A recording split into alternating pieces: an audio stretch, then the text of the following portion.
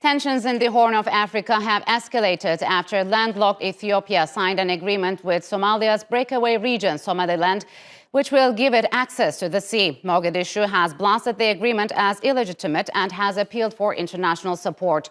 Egypt, which has its own long-running dispute with Ethiopia over the Nile River, said it won't hesitate to act in support of Mogadishu. Egypt's President Abdel Fattah el-Sisi had a tough warning for Ethiopia. Several countries, including Turkey, the US, and Arab League states, have also condemned the deal. Ethiopia lost access to the Red Sea in the early 1990s after the Eritrean War of Independence. Somaliland, which broke away from Somalia in 1991, has maintained its own government but has failed to gain international recognition. Under the new deal with Ethiopia, Somaliland would lease a 20-kilometer stretch of its coastline around the port of Berbera to Addis Ababa for commercial and military purposes. The Gulf of Aden and Red Sea, already plagued by tensions over Houthi attacks from Yemen and retaliatory strikes from the US and UK, could potentially get a lot more volatile. And now to discuss the port deal between Ethiopia and Somaliland, joining me from London is Hannah Ryder. She is the CEO of Development Reimagined, and Michael Amoah. He is a visiting senior fellow at London School of Economics and Political Science. A warm welcome to you both, and thanks for joining me on Straight Talk. So, Hannah, what do you make of the latest deal between Ethiopia and Somaliland, giving Ethiopia access to the Red Sea via the port of Berbera? Did you see that coming?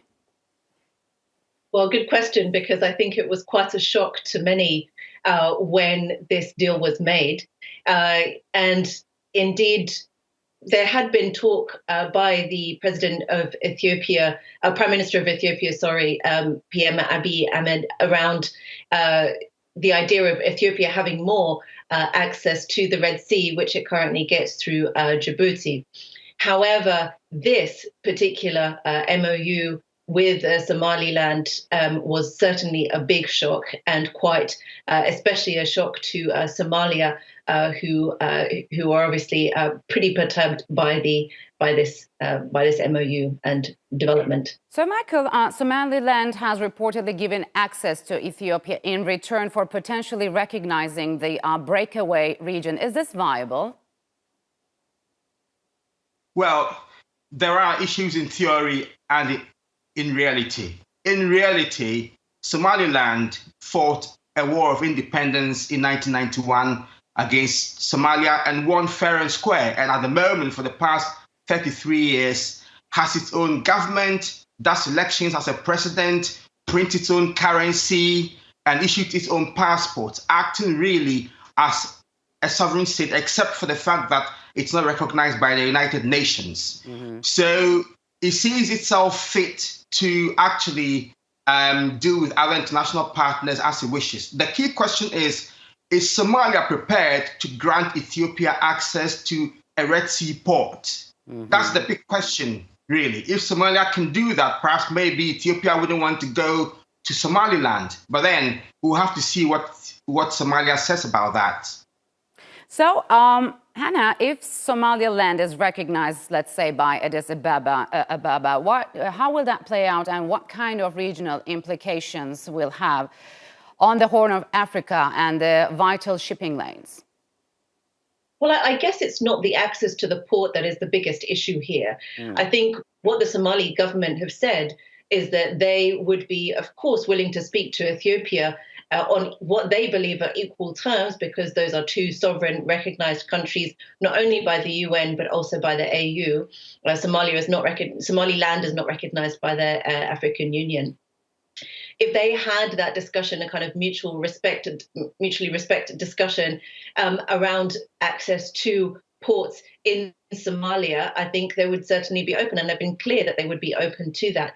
The question is, why necessarily does that have to be done with Somaliland specifically? And of course, Somalia would also, no doubt, have been willing to bring in Somaliland, the local administration, into that discussion if necessary.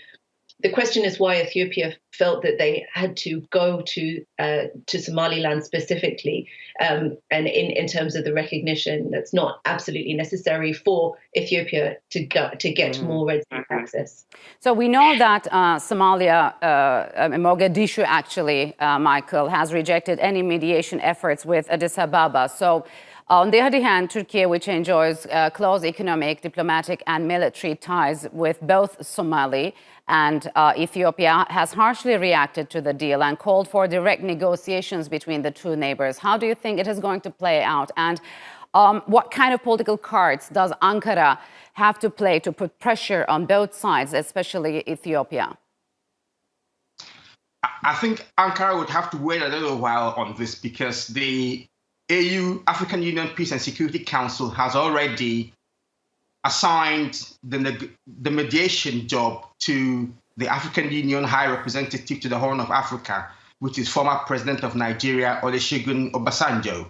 So Obasanjo is currently working on the case on behalf of the African Union. So at the moment, it doesn't look like the African Union officially is prepared to actually assign any mediation role to any third party outside of the continent. So, Hannah, how would Ankara's unwavering support to Mogadishu impact its relations with Ethiopia and its economic and political interests in Eastern Africa moving forward if this issue is unresolved?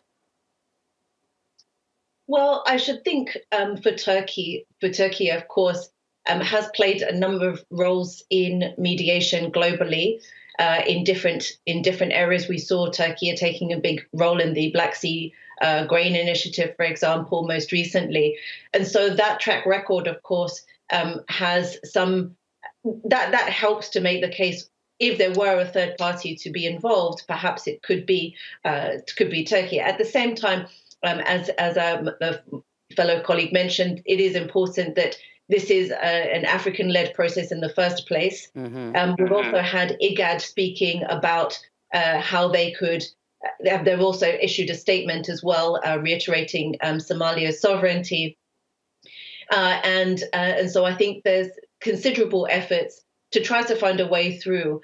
And as I said, I think this is really a question of how can Ethiopia and Somalia really be brought together to find some way through to deliver on Ethiopia's vision. And I think Ethiopia, of course, has a strong vision for more access to the Red Sea, probably also access that's more cost effective for Ethiopia. That's fair enough. But at the same time, also working with its neighbors in a really constructive way is going to be really important. So, Michael, is there any room for Somalia and Somaliland to engage in talks over this issue, or do differences run too deep to overcome? Well, I mean, yes, there is room for that. Within the African Union sort of structure, that can be organized. The key practical questions on the ground would be, I mean, Somalia still wants to claim Somaliland, but in practical terms, will Somaliland ever come back to Somalia? The answer is no. It is currently a de facto independent state, more or less. And so I think this particular instance will be a good opportunity for the international community, particularly the United Nations, to think about perhaps according some recognition to Somaliland as an independent state, because then it will resolve future issues going forward. And I think that this particular deal between Ethiopia and Somaliland has brought out this lingering issue of Somaliland just hanging out there, not being recognized while acting as a state on its own.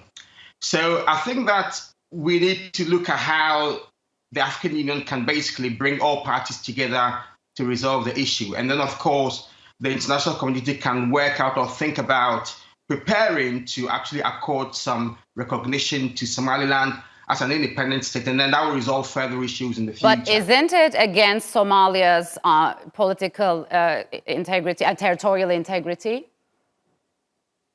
Well, in the sense that at the moment, Somalia itself is not in the position to look after Somaliland. I mean, we're talking about Somaliland in the past 33 years being more stable and peaceful than Somalia which has been compared to Afghanistan as a failed state. So in practical terms, really, you cannot see how Somalia can govern Somaliland. So, Hannah, would you agree? I mean, what kind of an influence does Mogadishu have on Somaliland? Is it fit to, for example, intervene if this deal physically goes through? Well, the issue of self-determination and territorial integrity has been one that is obviously constantly changing internationally. We've seen even issues like that come up with regards to Russia, Ukraine. And so, this is not just a question of a country declares itself that it wants to be sovereign and therefore, or an area declares itself that it has to be something which is carefully and slowly negotiated over time, not only with one country and even one neighbor, but it's really a case of trying to establish the reasoning over a great period of time. And I think what Somalia certainly was looking forward to, having just, for example, come out of the HIPC process, which has been a very, very long process, the highly indebted poor countries process, was really, we're talking about a country, yes, it has been through a great deal of challenges, a great deal of conflict, but really coming to a point where they're trying to develop and do what they have been wanting to do for citizens for a very, very long time. And it feels like almost like a distraction in a sense. Really, what's important now is for both Ethiopia and Somalia to really come back to the fundamentals. Being together and being stronger together is actually perhaps a better way forward, rather than necessarily working on these territorial integrity issues. Let's try and create growth and development for the entire region, not just one specific area. So, Michael, a very quick answer. Egypt's foreign minister, Sameh Shoukry, has said Ethiopia has become a source of instability in the region. How would that add to the already tense relations between the two countries? And is the region poised for further instability? Well, I mean, this particular instance has sort of raised some red herrings, but I think it's also an opportunity for the sub-region to come together to basically look at broader issues of security and regional cooperation.